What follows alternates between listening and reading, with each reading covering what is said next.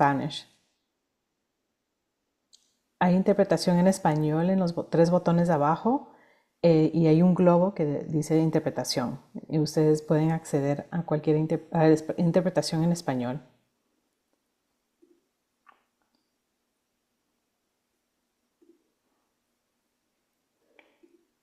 Entonces vamos a comenzar. Buenos días, buenas tardes con todos. We're Soy going to Paulina Arroyo, start. I'm Paulina directora del Arroyo, portfolio global de Director of the Enduring Global Earth. Portfolio of Enduring En Earth. And I'm now speaking Spanish instead of English. inglés.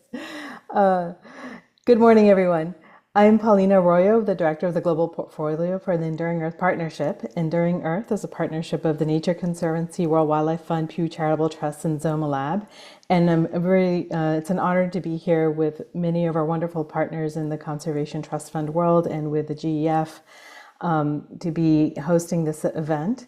We want to get a sense of who is in the room right now. So we're going to put a poll up on the screen. If you can take a few seconds to fill that poll so we can see who is in the room. If you're calling in today from South America, from Central America, Caribbean, Africa, Europe, or other, please put that in the chat. You should see that in the room. Please fill out that poll. We've got now 37 people joining us.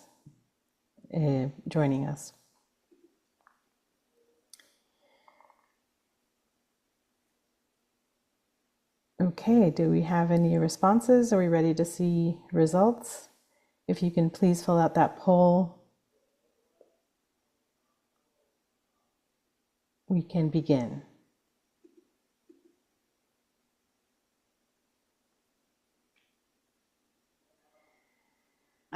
Okay, wow. Great to see it's diversity. Lot from South America, Central America, probably with a time zone. I know that's always a challenge. We'll have to do more efforts to bring in some colleagues from Asia Pacific, so the timing. But wonderful to have colleagues from Africa, Europe, Caribbean. So very nice diversity. Thank you all for joining. So this is a learning series that we built with our Conservation Trust Fund partners.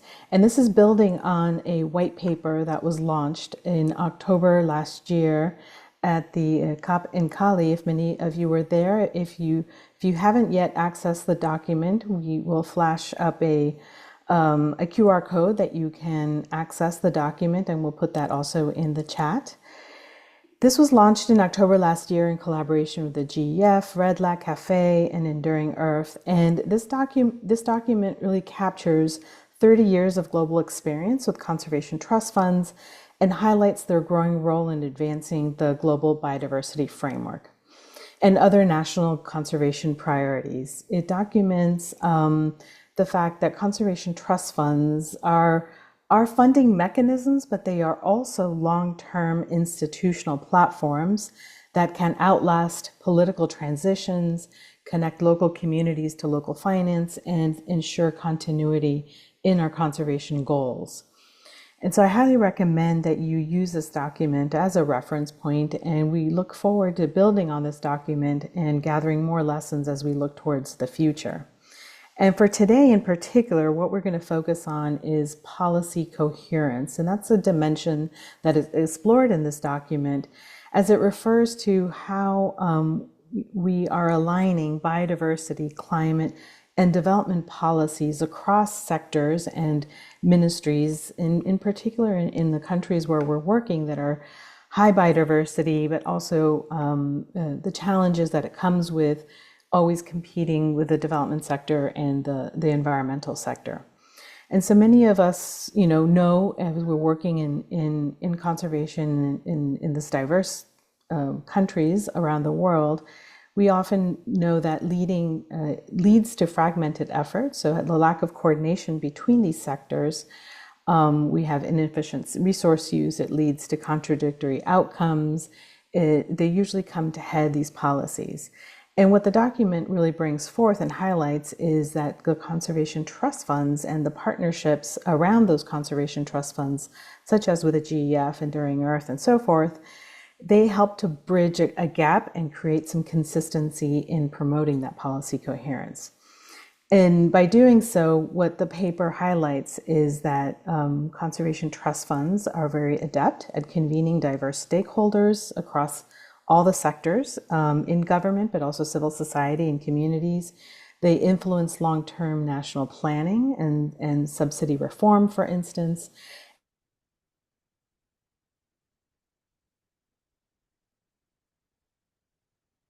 And that's what we're seeing, not just in the region, but in many other places, this continuation of political cycles that creates uncertainty.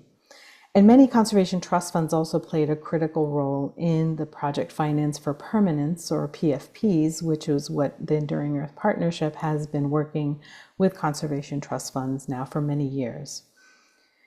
The PFPs, several which supported by Enduring Earth, rely on the Conservation Trust Fund's adept abilities to really manage the disbursements, have the policy conditions, uphold those policy conditions, and support the program delivery of the funding, not just for PFPs, but for many of the international financing that goes into a country.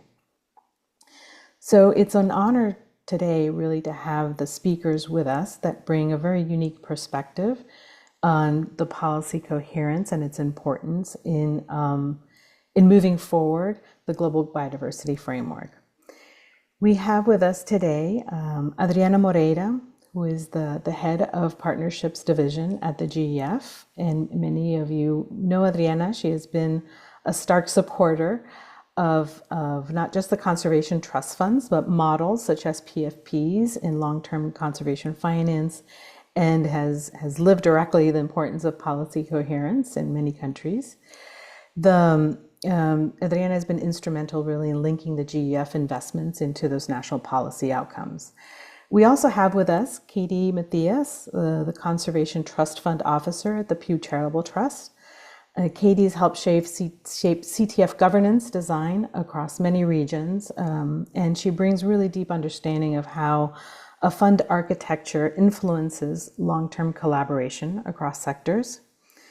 And we're also here from Federico Cartin, Executive Director for Forever Costa Rica, who brings really on-the-ground view of how national conservation trust funds can work with the government and communities to build enabling conditions for policy reform. And wonderful to have Federico in his still relatively new position in Costa Rica Forever. And so seeing now your perspective coming from where you come from and how you're learning is a wonderful addition to our panel. And finally, Carl Brousseau is director of Mulanje Mountain Conservation Trust in Malawi, and we will share on how the Conservation Trust Fund, hi Carl, nice to see you, can serve as the connector, aligning conservation, commerce, and development planning in a very complex ecosystem.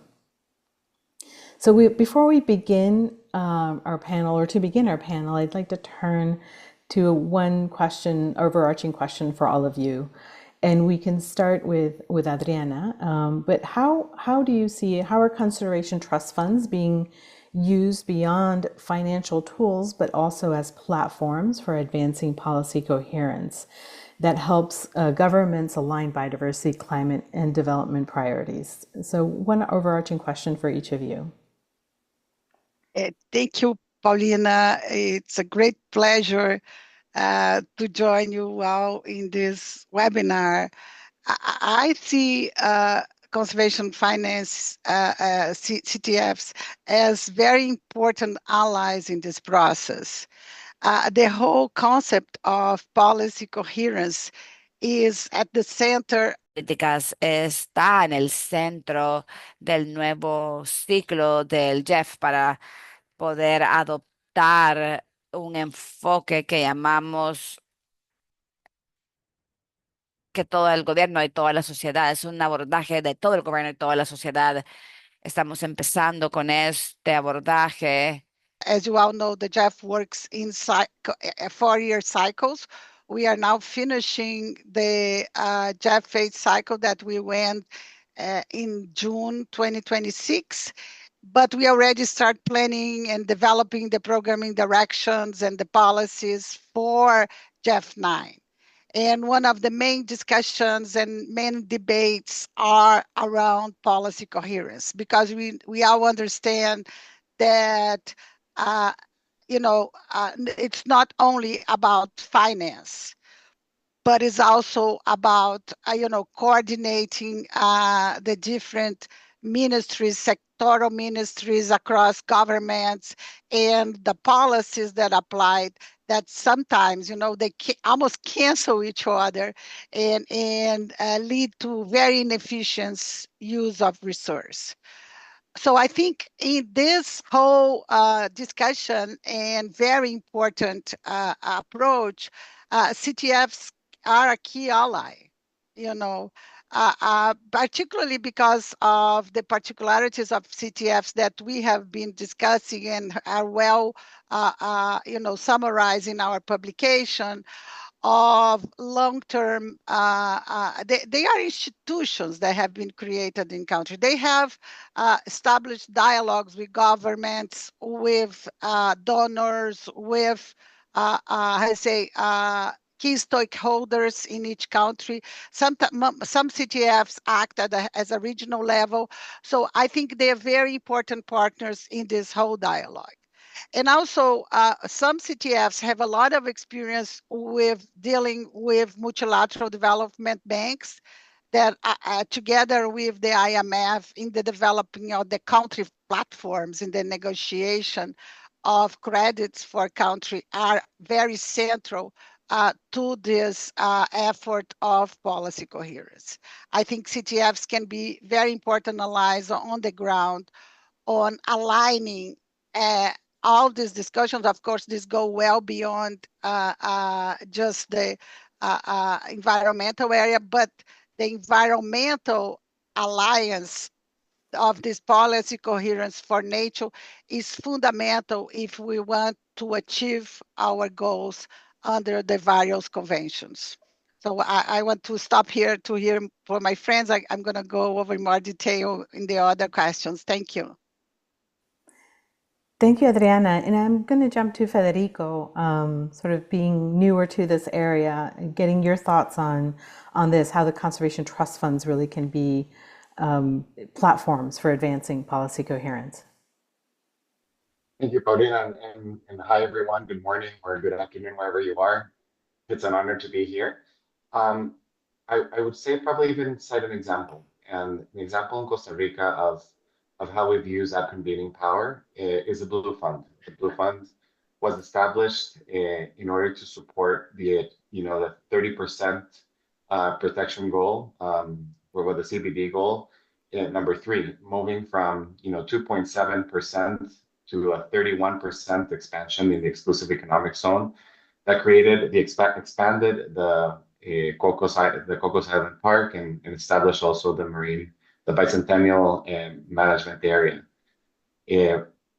However, when that was created with partners like FICO, for example, Friends of Isla del Coco, there wasn't exactly it didn't have the alignment from or the matching resources, and that's where Costa Rica, wherever, came together with Conservation International to try to understand what was the investment gap. And we recognized that the investment gap was much larger than we could probably fundraise, but that we also had the capacity to. Creo que teníamos capacidad de implementar si formalizábamos dicho monto. Ofrecieron 3.5 mil millones. Government and with donors, sinking fund that would support during this initial stage of transition, support to this area. It is a $10 million sinking fund that is expected to be, to run until 2030, of course, with the intent of making it grow over time. This transition fund is it is a short-term mechanism, and it allows us to address financial feasibility, but also to address our current operational capacities in terms of the number of organizations that are working on marine conservation, hopefully helping grow also that ecosystem so that over time, as we find more resources, we also have the capacity to run them. And I think that one of the key aspects has been fostering those partnerships from the process of mapping or identifying the resources to the process of convening donors like Bezos, Rewild, Moore, and Wiss to help consolidate that balance $6.5 million to the 3.5 that we put forward.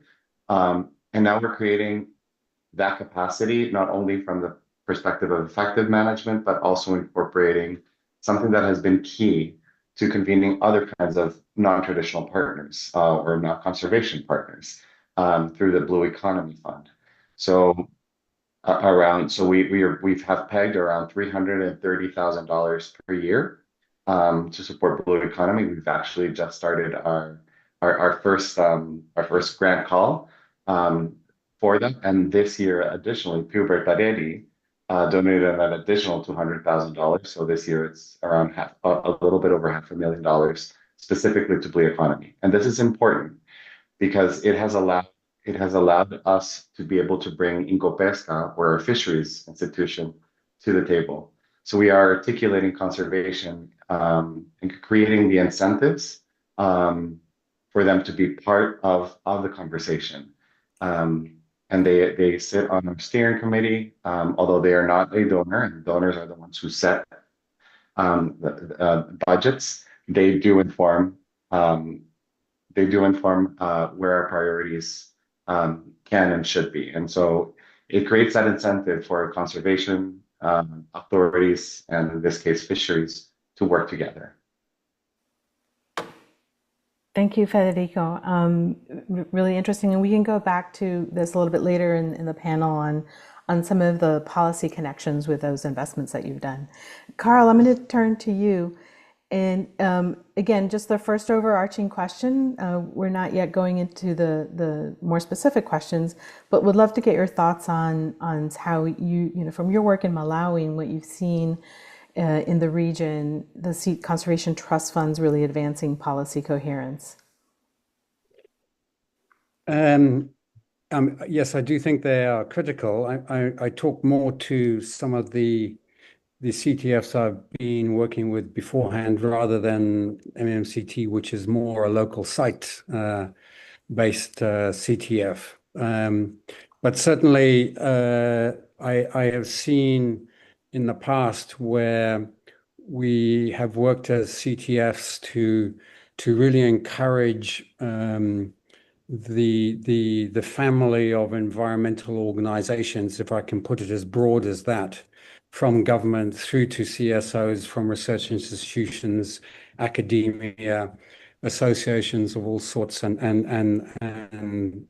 obviously the more typical conservation organizations, working together as they are drivers either from conventions from above, looking to stimulate policy change, and then looking within the national context to see how this can work without creating conflict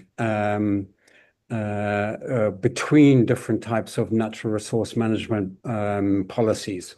So here in Malawi, what was the guiding platform for that was to have the environmental policy as the common reference point. So that became what we developed first, and then the governance related to that becoming the anchor by which then all the other policies were then developed one by one, but being able to be coherent because they anchored back to that national environmental policy and the NBSAP as common reference points. That's a very interesting way approach, Carl, of having like that anchor policy of which everything goes around. So would love to hear a little bit more about that. Katie, I'm going to turn to you since you have that wonderful perspective of seeing several countries and even regions in Asia where you worked very deeply. How have you seeing a trend in conservation trust funds going towards policy coherence and advancing that? Thanks, Paulina, and thanks for the opportunity to be here. It's great to see so many people participating. Um, Actually, I think part of what I wanted to highlight is things that Carol and Federico and Adriana have already pointed to, which is that conservation trust funds occupy this very unique position in the countries where they operate, in that they are bridging. They're acting at the international level, the global level, and they're acting at the local level. And because they play that bridge role, they are able to convene a critically wide group of stakeholders to talk about policy initiatives and to understand both what's coming from the global level, what's coming up from the community level. So they certainly, at the global level, they're working with the networks like Red Lacking Cafe.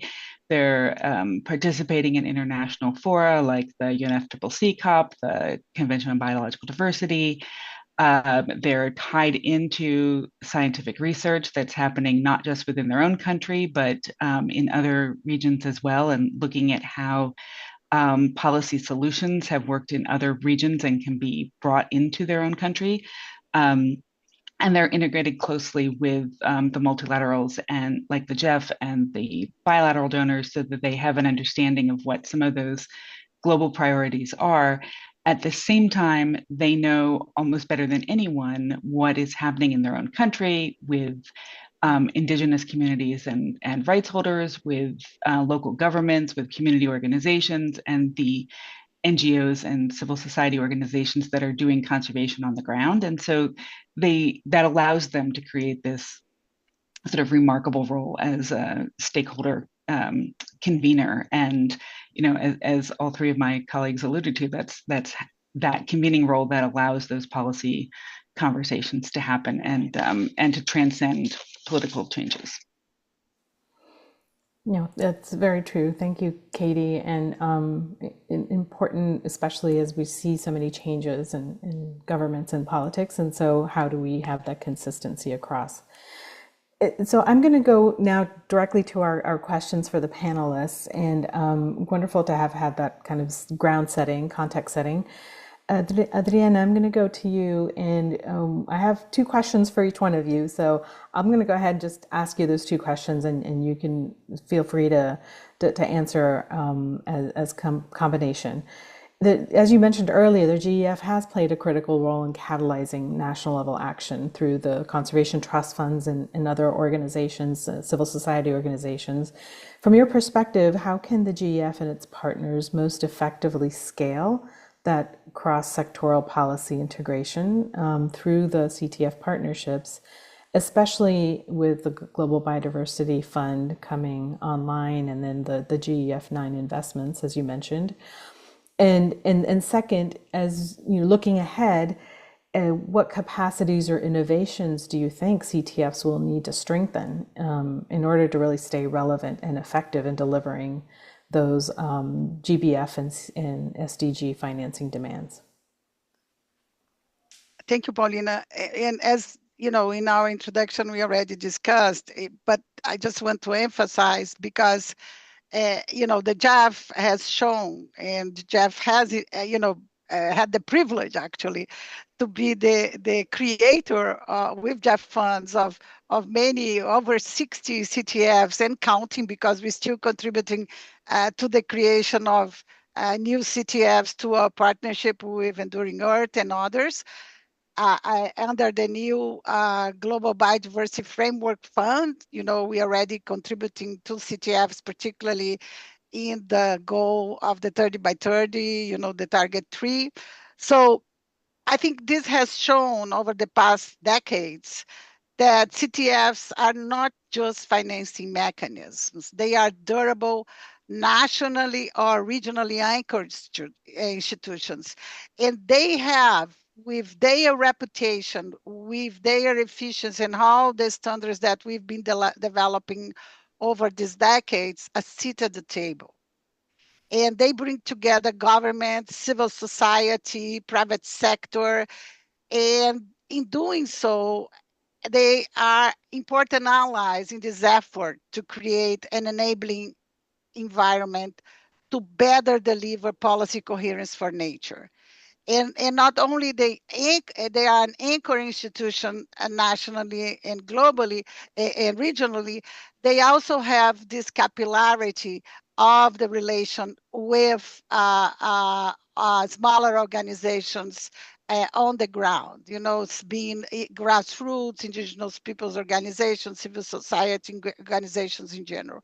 So I think this is a very important aspect, because sometimes policy coherence is debated at the very high levels and we don't know really how to anchor that to make it go and transform on impacts on the ground.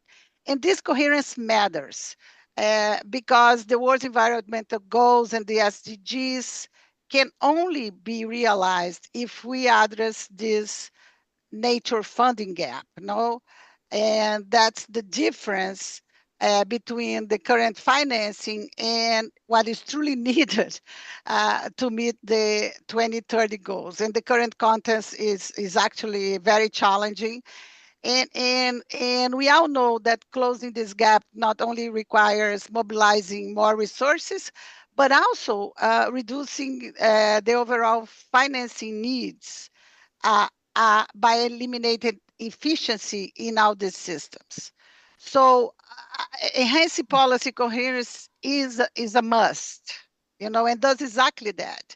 It lowers costs, it maximizes the impact of financial resources spent, and ensures the biodiversity, climate, and development policies actually reinforce each other rather than work at cross purposes, as we see in many different instances. So in essence, this policy coherence means creating synergies across government institutions so that diverse policies can add up to common objectives. And the Jeff is very keen on that, as we mentioned. I think when we speak of policy coherence on the global biodiversity framework, we are concretely talking about three things. Target 14, that's mainstream biodiversity into policy, planning, regulations, and now national accounting. Target 18, the reforming or redirecting the harmful subsidies, and target 19 of the big goals of sources for financing by diversity, the famous $200 billion dollars per year quote, no?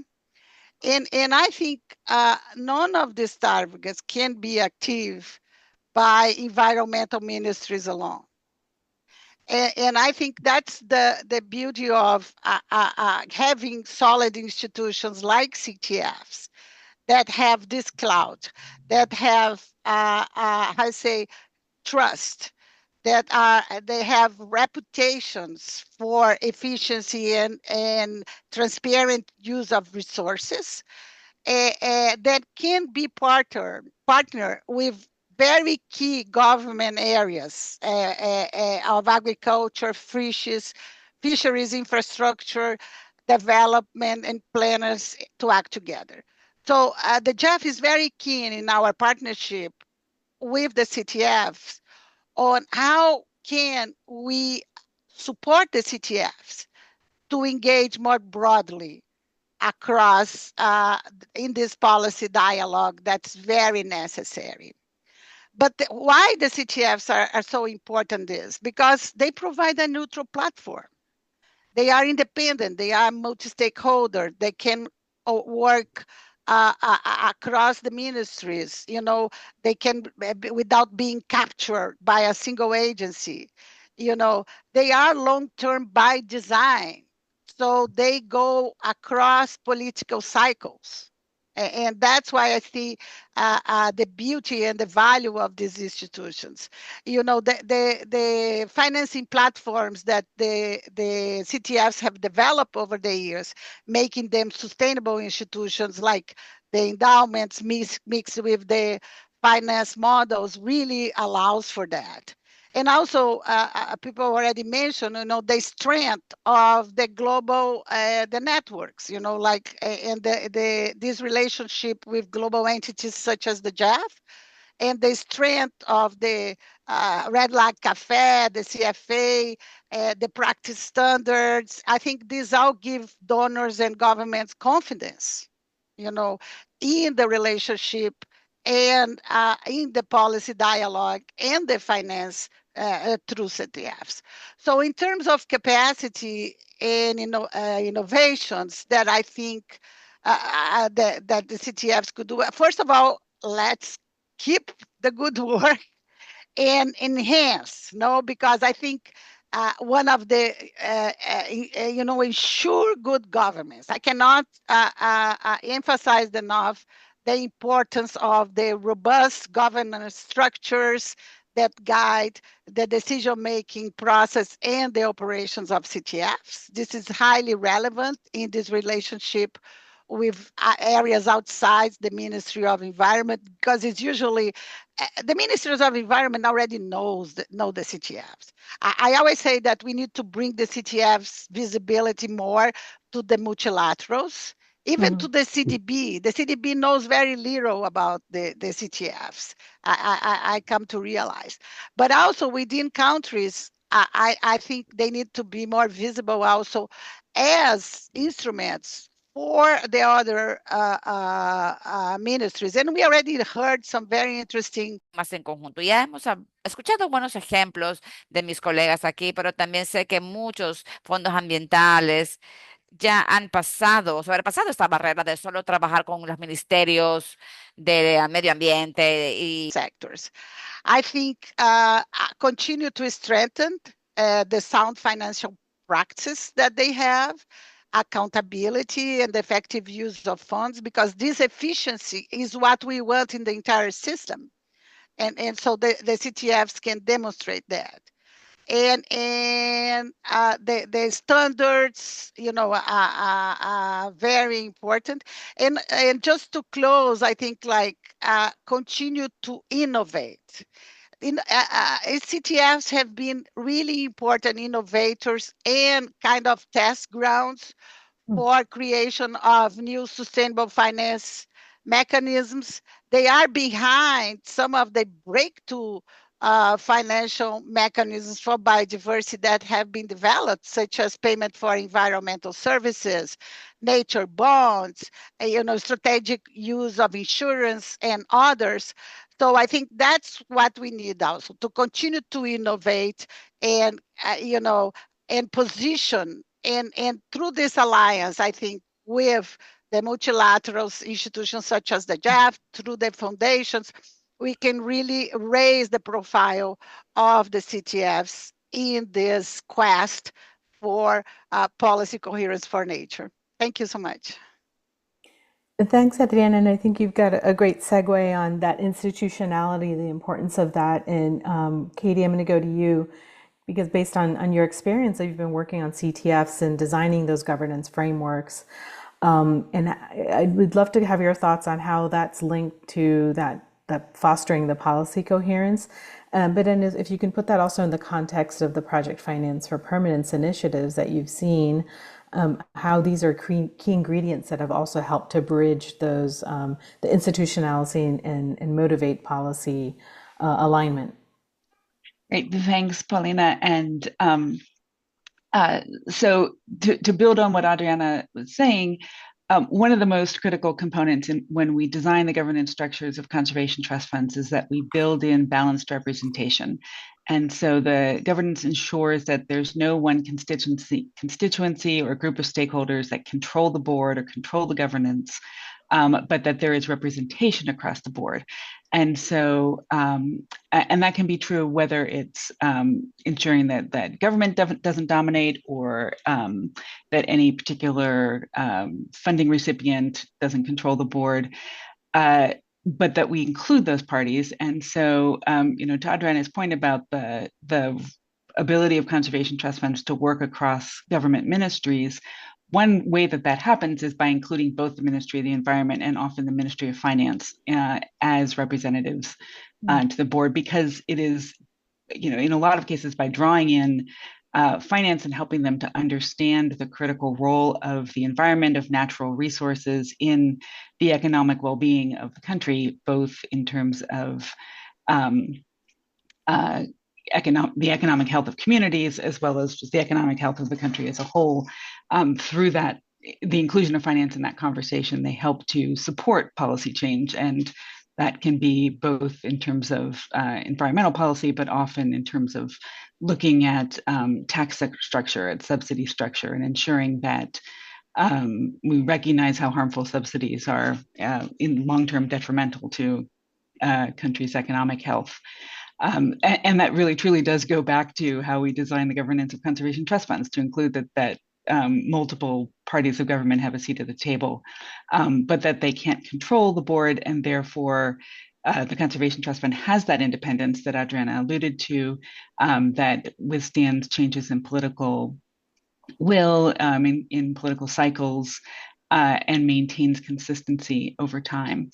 Within the PFP context, that inclusion of finance with environment is particularly critical because countries commit as part of a PFP to provide long-term sustainable financing and to bring that financing to the table. And that often requires policy change, whether it's creating new financial instruments, bringing new taxes online, or creating new or strengthening protected area designations to ensure that a higher level of protection is achieved.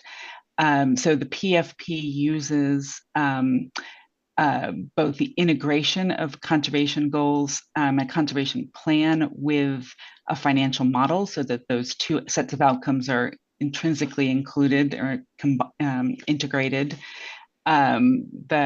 We also use a tool called disbursement conditions, where the CTF plays a role in oversight and ensuring that conservation milestones are being achieved, that financial milestones are being achieved. And as they ensure that those objectives are being accomplished in a timely manner, then they release the next tranche of the PFP funding. And so because the CTFs have that strong governance foundation, they're able to play that oversight role within the context of the PFP. And that's how we ensure that the policy changes are happening as part of the conservation plan over the duration of the PFP. So I think I'll stop there, but No, absolutely thank you, Katie. look forward to questions. Yeah, no, definitely. And I think that's such a key message, as we see in some countries, like in the case of my own country, Ecuador, we're starting to see, because of fiscal constraints, we're merging environment ministries with other ministries, or eliminating environment ministries. And so how can we keep ensuring that institutionality through civil society, but the conservation trust funds then become a really important test. So I'm going to go to Federico and Carl. Carl, you're next, so I'm going to go with you. But I'm referring to Carl and Federico because you are heading conservation trust funds, and so you were really providing that on the ground vision for us. And Carl, as you had mentioned earlier, the importance of having that anchor policy, and your work in Malawi has blended the conservation with the economic and community development in a very integrated way. How have you balanced the innovation in biodiversity finance with the need for institutional alignment and government buy-in at different levels? And you mentioned some of this earlier.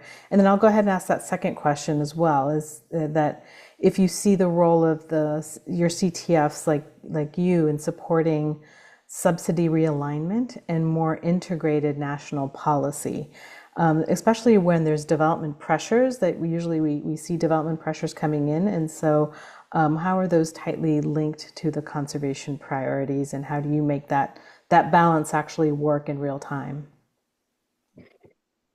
Thank you. I'll try and remember it all. If I go back to that first question, I think we come back to talk about this very precious commodity around inclusivity, around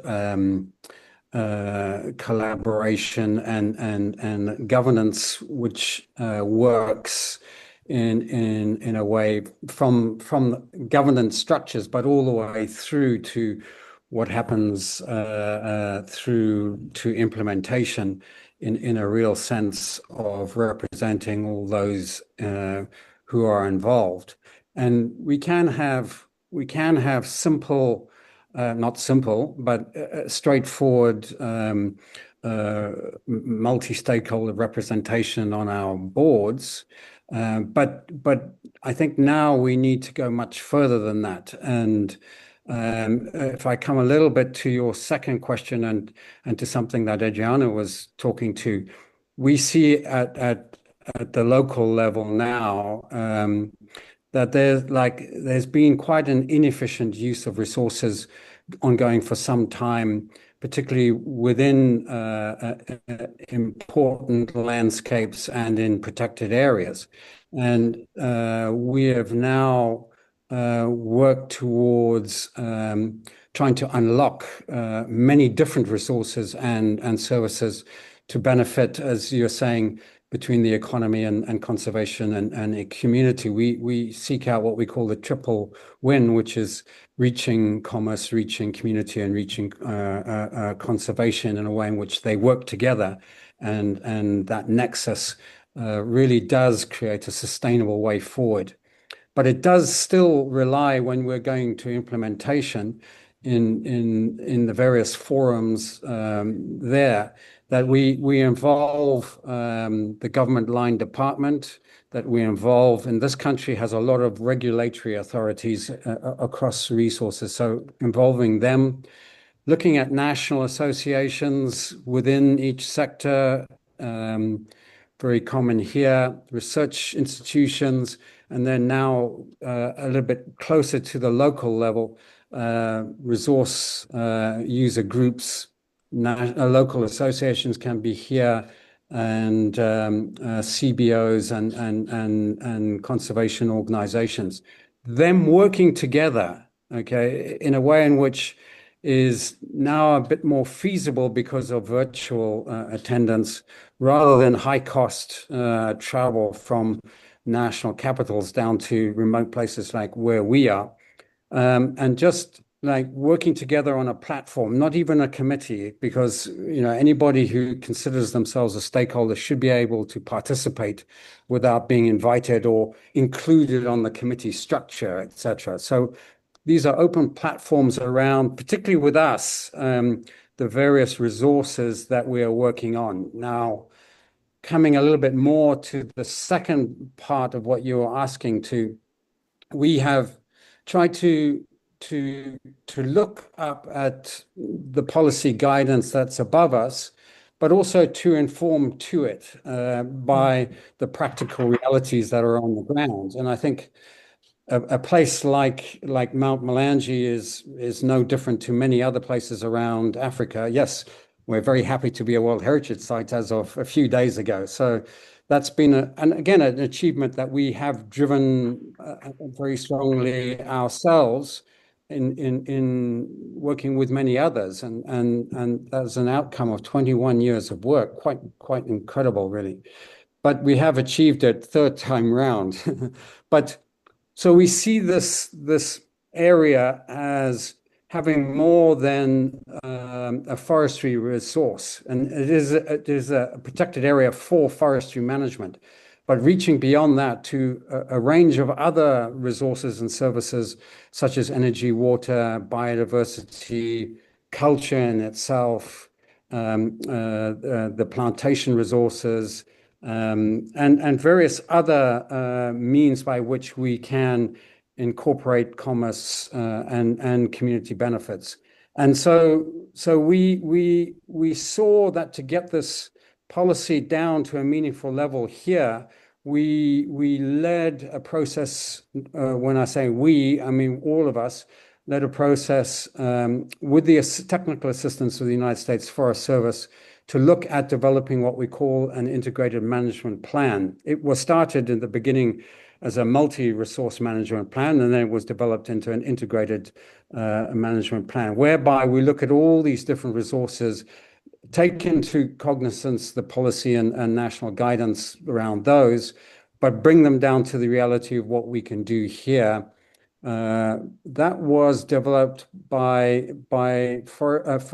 sector experts from a lot of the government line departments in the first place. And then later, that was really shared locally with all sorts of organizations and leadership, to the point of which we now have managed to go beyond looking at those resources to determining strategic instruments that take us to another level of now being able to use these resources in a meaningful way. And that could be special purpose vehicles. It can be simple partnerships around a sector. It can be blended finance, social enterprises.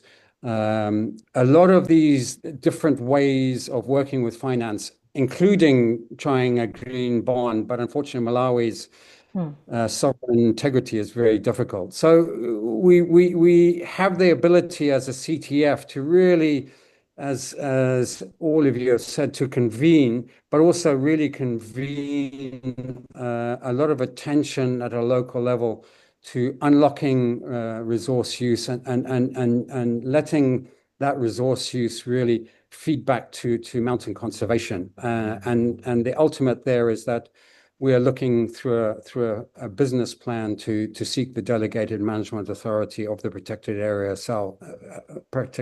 area itself as an organization. Thank you. Thank you, Carl. And I think you touched on some really key points and good examples of how that plays out. And congratulations on the World Heritage Site. That's also very exciting. We have time. I hope we're going to have some time. We have great questions from Samuel Sambuesa, Ramon in the chat, and also in the Q&A. So if perhaps Katie, Carl, Adriana, if you want to take a stab at responding them while we turn to Federico. Federico, you gave us a really great example earlier on the alignment of the biodiversity and actual funding that you brought together various stakeholders to do that sinking fund. Could you provide a little bit more information as well as what you think has been like the most proven effective for that collaboration with the government ministries to support policy coherence and financial sustainability for protected areas? So how that example really led you to then talk about the policy coherence that's in alignment that was needed in that specific case or in other cases that you might have.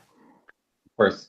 So I think a key piece of the shared or of a partnership is not just the shared decision making, it's also the shared responsibility. And one piece that we incorporated into this co-design for the sinking fund, for the Blue Fund, was certain requirements that had to be met by government in order for disbursements to actually happen. And so it's a carrot and stick approach to, you could call it that. We negotiated, or part of the design was ensuring that the budget for the Cocos area, conservation area, went back up to the $2 million to pre-pandemic levels. They had to have year to year 90% execution. There was also a commitment of having 10 additional staff from between 2024 and 2027. So year by year, we are looking at those requirements in order to be able to make those disbursements. So I think a big part of how you design these pieces, it's not just empowering those partnerships and ensuring that we have, a shared decisions, but there's also that shared responsibility in that design. I think that we very often miss the connection also with policy changes that can happen at the local level.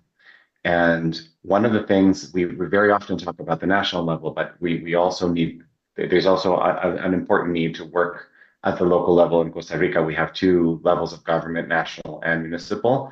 Um, I understand that there's other countries that have, state or provincial, et cetera, levels of government, but fostering those relationships is equally important because you can actually work from the bottom up. And that was exactly what we did between 2020 and 2024 with the support of Wait, where we supported La Cruz, which is one of the most climate vulnerable municipalities. They had just, with the declaration of the Santa Elena Bay Marine Management Area, there was a risk that the community would shift into a very strong or hard development, especially from a real estate development, and that the development of the area in pursuit of the livelihoods could go the wrong way. And so through this project, we worked very closely with the municipality to develop, to develop alternative livelihoods, establish what we call the Desarrollo del Corredor Turístico de la Cruz, the La Cruz Tourism Corridor. Sorry, trying to translate myself here. And it was so successful that the municipality actually incorporated it into their municipal development plan. And that also pegged it as one of the national tourism destinations by the tourism board of the Ministry of Tourism. So sometimes, when we work at the local level, it can scale up and creating the right incentives in the right place. Part of those, part of the shifts that happened, for example, in the Junquillal Bay Wildlife Refuge, the community actually took over the concession for those non-essential services. So now it is run by local organizations. It is creating livelihoods. It is creating jobs. And the Junquillal Bay Area has actually tripled its visitation. And the profits that have been that have been created through this community association has it been able to reinvest around $40,000 right back into the conservation area. So we're not only creating livelihood, for those communities, but we're also creating a reinvestment opportunity. And they've also raised around $134,000 through additional donations, some of which we have supported them in pursuing. So again, I think when we talk about partnerships, having a carrot and stick approach, having shared responsibilities, understanding where those incentives are, can be really important in advancing those policy changes. And sometimes those policy changes can happen at the micro scale and move upward into the national scale. No, thank you, Federico. That's really important lessons on the shared responsibility in particular and the incentives, finding the incentives for those cross sectors. I'm going to move to questions we have in the chat. Samuel Sanhuesa, thank you for your question. This is really important, and I know in Bolivia, this is you're living this in real time. If somebody would like to comment on examples in which CTFs have supported policy coherence in change in government, when you see like a drastic change in government, how have you been able to sustain or defend in some cases the environmental policies and shifts with governments? Anybody have a response or any advice for someone? Well, I think, we can comment about the ARPA case in Brazil, that recently we had a very strong change, not in this current government, in the previous government, towards the policies for the Amazon. And the whole structure of the program, and particularly the governance, very solid governance, has provided a very important, I say, constitution for its longevity and its relationship with for the protected areas in the Amazon. some important aspects, the long-term dialogue, so suggestion, keep the dialogue open, demonstrate the importance of the fund for not only the government, for the civil society, for the areas that the funds serve. In the case of ARPA, for example, it was very important, the relationship with the local governments that provided a very strong stability and a political voice, because working at the subnational level, and when the changes happen at the national level, so the provinces, the states, were a very strong voice in support of the continuity of the program, despite the different views that the new federal government were taking.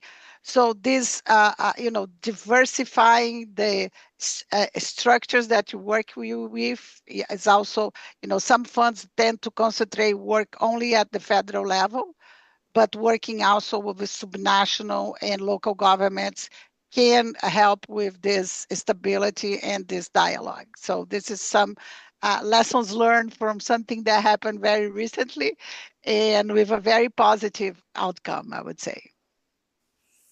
Thank you, Adriana. It's a great example. And there's one more question here from Ramon Baez on, how can we ensure biodiversity goals are integrated across agriculture, infrastructure, trade, and rather that being treated in isolation. If you have an example or suggestions that Ramon can take away on how to keep biodiversity really present or conservation writ large within those other sectors.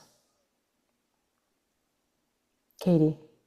I was trying to type an answer to that, and I can probably talk much more efficiently. Although I will say that my response is probably more directed towards donors and funders than to conservationists on the ground, which is to say that it's pretty critical that multi-disciplinary, multi-departmental conversation get built into the conditions of funding, and that there's adequate funds in that funding to cover the time and the cost that it takes to bring all those parties together. So I think because CTFs play such an important role in taking pots of funding from a wide range of sources and then spending them on conservation in country, they can uphold the requirement that conversations happen in a multi-departmental or multi-jurisdictional manner, but they have to have adequate resources to support that process. And so I know that saying that more money is the solution is kind of too easy, but I do think that that's an important consideration. We just have to build it into the design of projects. Yeah, Federico. Yeah, I think just to complement what Katie said, I think one of the key pieces of bringing them, bringing that coherence into those other sectors is also making sure that when we design our tools, we are incorporating actions and, of course, again, incentives and carrot and sticks approach. I mentioned, for example, our blue economy component within the Blue Fund. So we're not just looking at effective management, but also bringing fisheries to the table and ensuring that they are also part of a larger effective management planning process, but also having the incentives in place or the opportunities to actually be interested in having that conversation. I think that that's part of the work that we have also been doing with the Ministry of Agriculture and Livestock, in Costa Rica. Part of having joint governance structures and 5-year plans with the conservation authorities also allow us to sort of to make the very deliberate and intentional connections with other the productive sector, so that as we look at different funds, we are about to start a project with thanks to the contribution with the FEM, with the French environmental facility. We're starting with Tempisque Regenera, and it's a pilot project to bring Costa Rica's innovative agro-environmental agenda through a multi-sectoral public policy piece and move that from paper to action. And so I think that just by virtue of having incentives of bringing people to the table and creating joint projects, that's probably one of the most effective ways of maybe it's starting small, but those small steps can lead to big change. And that's a great way to end this event, those small steps to really big change. And I think it's been enlightening to really hear the various examples of how the conservation trust funds and all the allies that work with conservation trust funds, and we can all contribute to really the policy alignment that to reduce these inefficiencies and get the resources to countries to make that happen. So thank you all for joining, and thank you for the great questions. There's links for information. This event is recorded, so if some of your colleagues have missed it, here is the QR code so you can download the document. And thank you everyone for joining today. Thank you, Paulina. All the best to everyone. Great webinar. Thank you so much. Gracias. Thank you. Buen día. Gracias. Thanks, Thank you. Carl. Bye, Thanks, and thank you. Federico. Yeah.